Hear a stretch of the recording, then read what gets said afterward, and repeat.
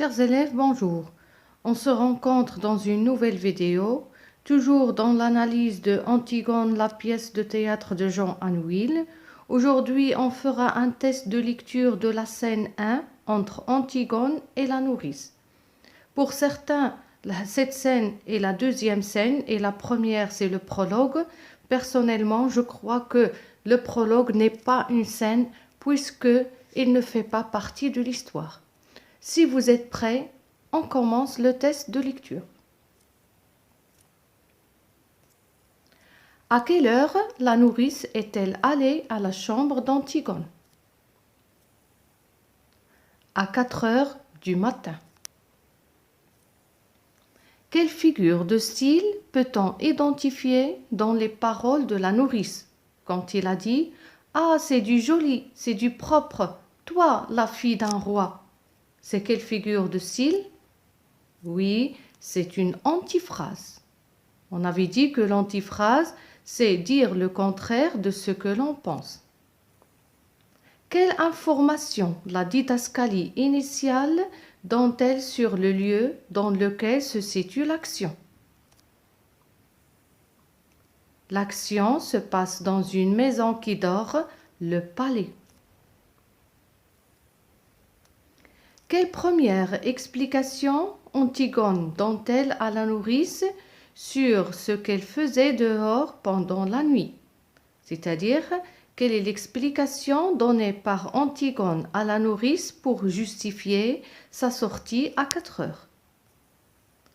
Qu'elle est sortie pour se promener. Par quel adjectif la nourrice qualifie-t-elle Ismène? Il la décrit comme étant douce. C'est beau un jardin qui ne pense pas encore aux hommes. Et il n'y avait que moi dans toute la campagne à penser que c'était le matin. Quel sentiment psychologique, voulu et choisi par Antigone, vient confirmer la présentation faite d'elle par le prologue? Le sentiment, c'est un sentiment qu'elle est renfermée. Quand Antigone rentre-t-elle à la maison? Elle est rentrée à l'aube, c'est-à-dire avant le lever du soleil. Quels sont les 4 adjectifs qualificatifs dépréciatifs que la nourrice emploie à l'adresse d'Antigone? Quels sont les 4 adjectifs négatifs, défavorables, dévalorisants pour décrire Antigone? Menteuse, mauvaise, hypocrite, fanfaronne. Qu'est-ce que la nourrice est allée faire dans la chambre d'Antigone pendant la nuit? Elle est allée voir si Antigone n'était pas découverte. Qui a intercepté Antigone devant la porte? Quand Antigone rentrait de l'extérieur, elle a été surprise par la nourrice. Quelle image la nourrice avait-elle d'Antigone avant l'incident? Pour la nourrice, Antigone n'était pas assez coquette, c'est-à-dire elle n'était pas assez belle. Comment la nourrice qualifie-t-elle le caractère d'Antigone? Pour la nourrice, Antigone a un sale caractère. Que soupçonne la nourrice? Le soupçon, ça veut dire le doute.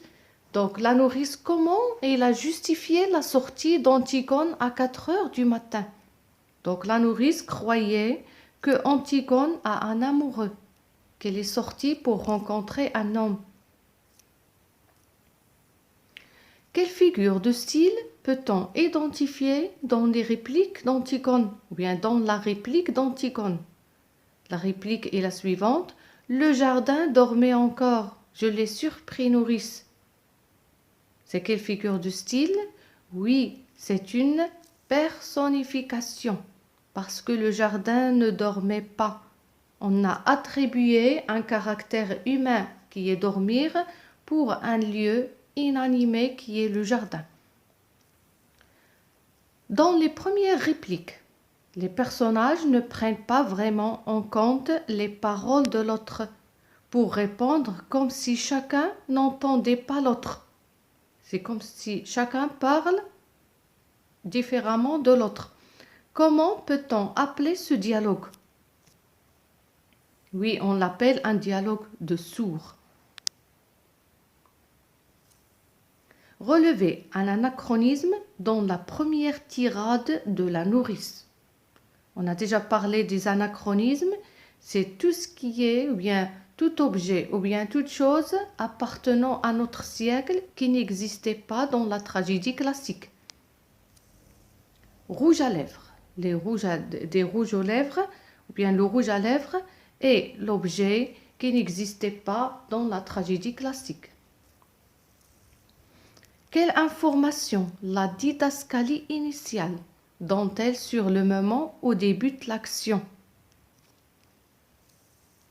Une aube grise et livide. À la lumière de votre lecture de la scène, qu'est-ce que Antigone est allée faire dehors pendant la nuit? D'après votre lecture de la scène, comment vous justifiez la sortie d'Antigone à 4 heures? Pourquoi elle est sortie?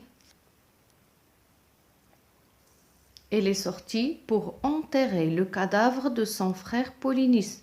Souvenez-vous de ce qu'on avait dit dans le paratexte, que le cadavre de Polynice, le frère d'Antigone, n'était pas enterré. Oui, nourrice, oui, le pauvre, j'ai un amoureux. À qui Antigone fait-elle référence en qualifiant la personne qu'elle aime de pauvre? De qui parle Antigone en disant le pauvre? Bien sûr, elle parle de son frère Polynice. Comment s'appelait la mère d'Antigone? Oui, elle s'appelait Jocaste. Par quel aspect se caractérise la nature décrite et admirée par Antigone dans sa première réplique? Vous cherchez dans la première réplique. Comment Antigone a-t-elle décrit le jardin? C'était un monde sans couleur.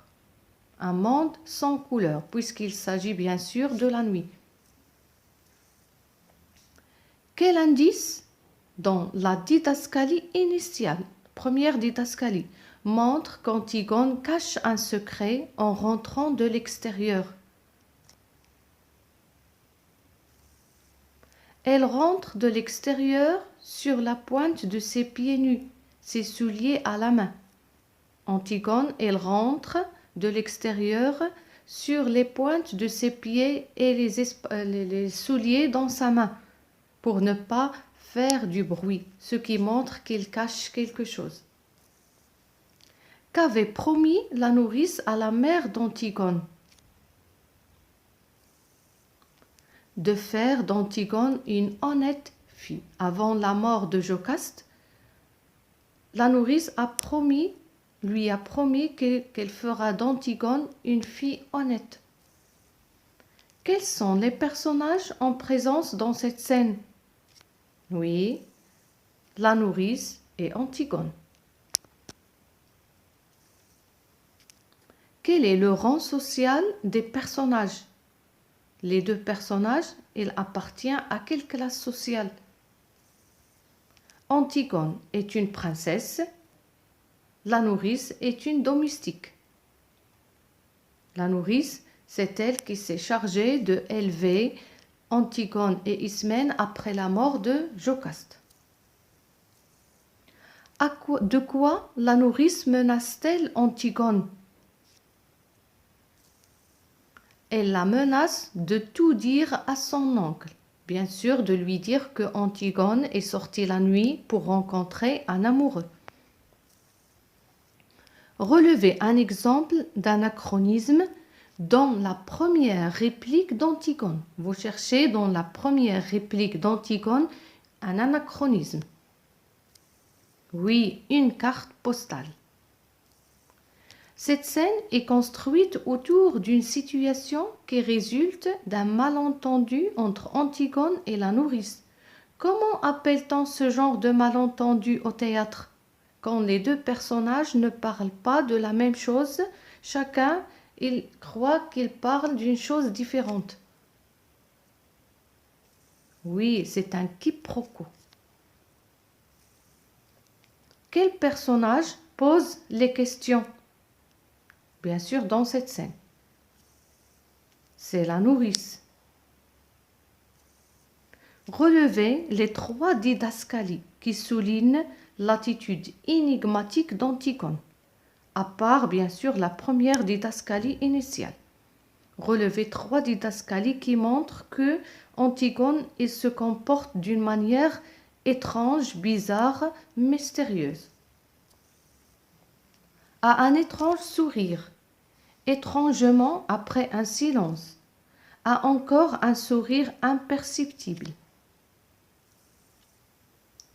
J'espère que ce test de lecture était clair et que vous avez compris le test de lecture de la scène 1. On se rencontre dans un autre test de lecture et une autre scène. Merci pour votre attention et à bientôt.